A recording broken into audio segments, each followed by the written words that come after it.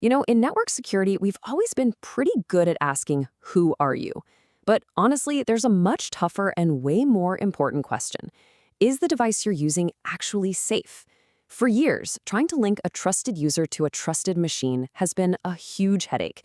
Today, we're going to dive into a modern protocol that finally cracks this problem, authenticating both the user and their device in one single elegant move. So here's how we're going to break it down. We'll start with the core problem that's been around forever.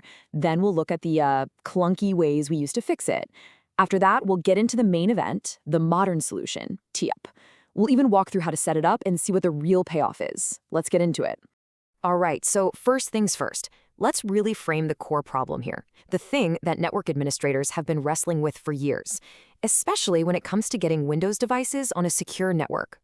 So the fundamental issue actually comes from how Windows is designed to talk to the network. It does things in two totally separate steps. First, when a computer just boots up, it authenticates the machine. Then, after you actually log in, it authenticates you, the user. And from the security systems point of view, like Cisco ISE, these are two completely disconnected events. It has no idea they're related. This creates a massive blind spot. Think about it. The network sees a trusted, corporate-owned machine pop up at the login screen. Great. A few seconds later, it sees an authorized user login. Also great. The system knows the PC is legit and the user is a valid employee, but it has no simple way to connect the dots and say, aha, this trusted user is on that trusted machine right now. Now, this either-or problem was such a big deal that, of course, people came up with workarounds. But as you probably know, workarounds usually come with their own set of headaches and complications. For a long time, the most common solution was to install this extra piece of software, the Cisco AnyConnect Network Access Manager, or NAM.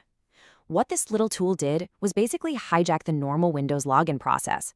It allowed it to bundle or chain the machine and user credentials together using an older protocol called EAP-FAST as the glue. And this really highlights the classic trade-off with workarounds. I mean, yeah, it worked, but it was far from perfect. You were looking at extra licensing costs, your help desk staff had to learn this whole new non-standard login process, and for the engineers, deploying it was a complex mess filled with all sorts of weird gotchas. So after all those clunky fixes, we finally get to the modern, super elegant solution, TEAP. And trust me, this is where the story gets so much better for network admins. The idea behind TEAP is actually just brilliantly simple. It stands for Tunnel-Based Extensible Authentication Protocol. And here's the key. It works by first building a secure, encrypted TLS tunnel between the device and the server. It's like building an armored pipeline first. And only after that secure pipe is fully established does it send the important stuff, both the user and machine credentials, through it. But this didn't happen overnight. The TEP protocol itself has been around since 2014. The real game changer was in May 2020 when Microsoft finally added native support for it right into Windows 10. That meant for the very first time, you could do this unified authentication without any extra software, just using the stuff already built into Windows, as long as your security system, like Cisco ISE version 2.7 or higher, supported it too. So just to recap, it's a really powerful two-step dance. Step 1, a TLS handshake happens, creating that protected tunnel. Step 2, with that tunnel safe and secure, the user and machine credentials get sent through it together to be checked out. This simple process just completely solves that old problem of two separate, disconnected authentications. Okay, so this all sounds great in theory, but I know what you're thinking. Is this a nightmare to set up? Let's just walk through a quick, high-level look at the configuration. I think you'll be surprised at how straightforward this actually is. The good news is, the whole setup really just boils down to two main parts. On the server side, inside Cisco ISE, it's just a couple of clicks. And on the client side, you just have to configure the network settings on the Windows machines, which you'd normally just push out to all your computers using a group policy object, or GPO.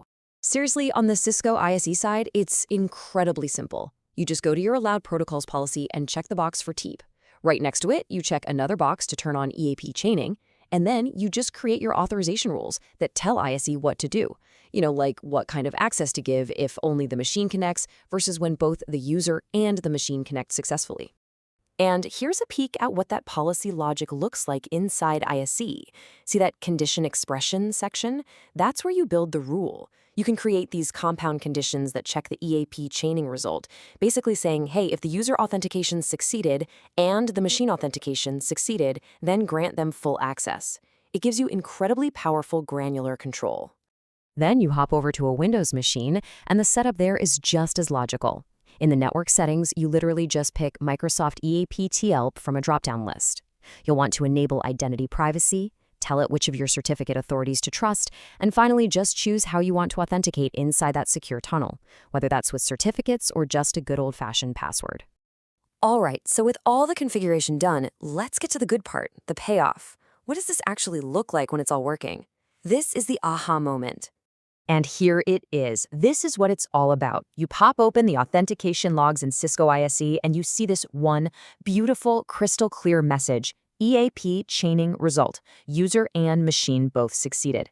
In a single log entry for a single session, you have definitive proof that a trusted user is on a trusted device. No more guesswork, no more complex correlation. It just works.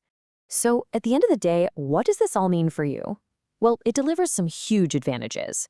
First, you get to ditch extra software like AnyConnect, which means cutting licensing costs and support headaches.